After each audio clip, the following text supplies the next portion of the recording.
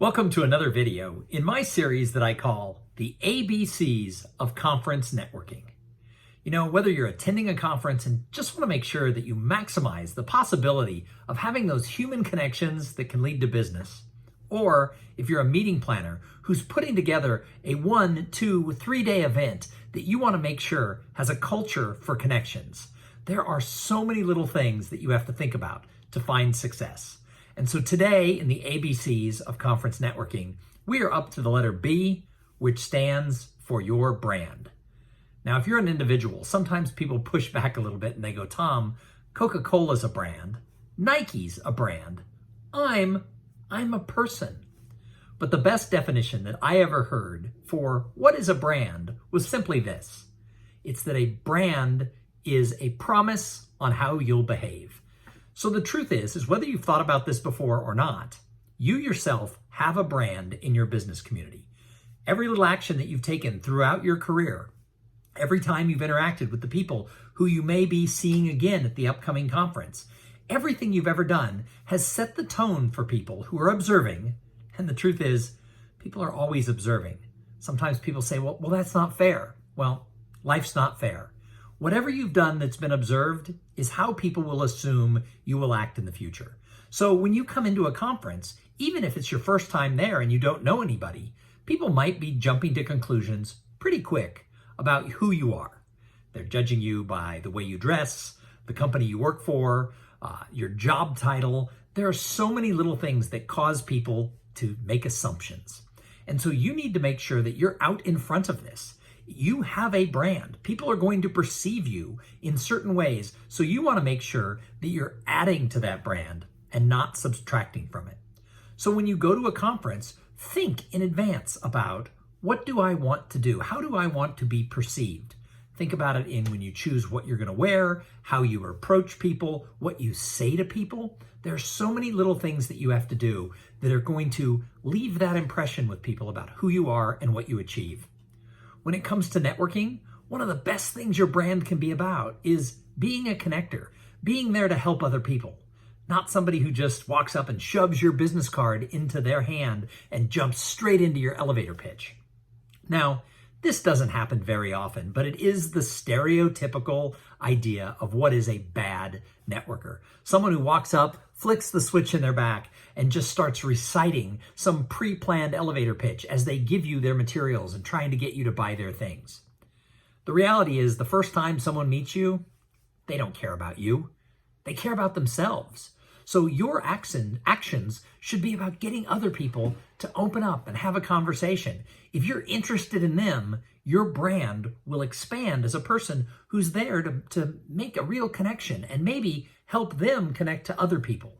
So as you meet people, be thinking to yourself, who have I met already at this conference that other people should meet? And just position yourself as someone who's there because people are always awesome and you never know what you're going to get from people. If your brand is the pushy salesperson or the person who's hungry to look for a job or some other way is making it all about them, that's going to be your brand. Now, if you're a meeting planner and you're planning an event, your event has a brand, especially if it's a multi-year event. But are you really sure what it is? It's hard to get to when you just fill out a survey and people tell you what they thought about the event. You actually have to dig deeper. You have to find out how people really feel about your event. I talked to one meeting planner and they said, our event is a big family reunion. Everybody loves to be here at this event. But if you talk to people who only attended once or a first timer at the event, the brand of the event was it was very cliquey. If you were not already on the inside of that association, it was very exclusionary. And the meeting planner was shocked to discover that that's how a lot of people felt about the event that she worked so hard to make open and welcoming. So you don't get to necessarily decide on the brand. You can work to promote it. You can set some things into motion that are going to help bolster it up. But other people decide on what is that promise? What is the brand of the event that you're planning? So one of the things that you can do is to make sure that at every step along the way in planning your event, you're thinking about how does this impact the attendee experience? I once attended an event and the networking opening session was in this long, skinny hallway that wrapped around two sides of the ballroom. And it was a really horrible party. It was super crowded. You couldn't see anybody. You had to sort of push your way through. And when I talked to the meeting planner about it, I said, wow, that venue didn't really work well. And she goes, yeah, it never dawned on me that a skinny, long space was bad for networking. Well, everything about your event needs to dawn on you. You need to think about, how does this impact the experience that people have? And I know that having a reception in a little skinny hallway is a weird example, but it's one example of how those little things not being thought through, of how does it impact the attendee experience, impacts the brand of the conference. Because people really didn't want to go the next year because they weren't really thinking it was a great networking experience. As I said in the previous video, we learned during the years of the pandemic, we learned very clearly that we can provide content over online platforms. But the networking is going to be more important than ever as we get to the other side of the whole pandemic and get back to large events that it will come back. It might be the end of 2022, 2023, but as we get back into the thriving metropolis of the meetings business, that's when it's going to become more important than ever that the brand of your conference is that people share experiences and they're able to connect with a lot of people. I love talking about this idea of how do you connect better in an event, and if you're a meeting planner, how do you make sure that your event has that culture for connections that is oh so important?